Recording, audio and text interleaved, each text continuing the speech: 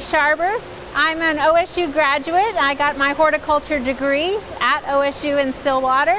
I then went on to the Longwood graduate program and got my master's in public horticulture at the University of Delaware. I worked for about 5 years with OSU Extension in Canadian County and Master Gardeners, and now I'm the director of horticulture here at the Myriad Botanical Gardens. Today I want to show you something that a lot of people don't get to see, and that is how we make this conservatory work. So today we're going to take a look at the facilities and the infrastructure, the heating units, of how we keep this conservatory hot in the winter and cool in the summertime.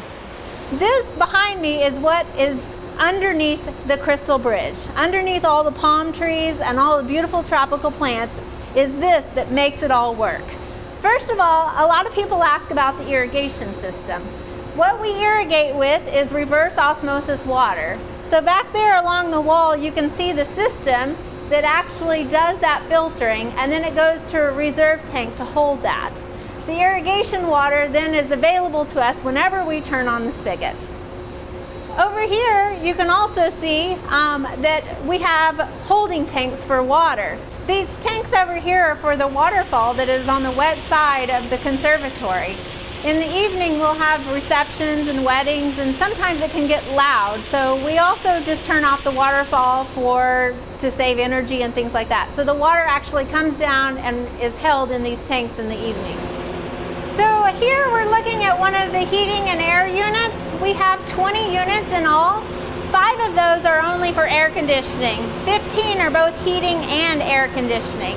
Right now in the winter months, we have hot water going through this radiator, and then it is going into the conservatory and creates this convection air. The return comes back through these louvers here, and then the cycle continues. In the summertime, we turn off the hot water. We turn on water that will go down through these cool cells, just like a swamp cooler. A lot of times you see this in the greenhouse. That cool air gets pulled through and then goes into the conservatory. In the summertime, we have the louvers up on the ceiling that are open, so hot air goes up out of the conservatory. But in order to get in fresh air, we have these louvers that are open here on the floor, and this cool air comes off of the lake. As you can see, there's a lot of mechanics that are down here underneath the conservatory. And we just have a few feet of soil above us that are holding all of those tropical plants that you see. So next time you're down here visiting the Myriad Gardens, think about all the mechanics that are happening below the soil.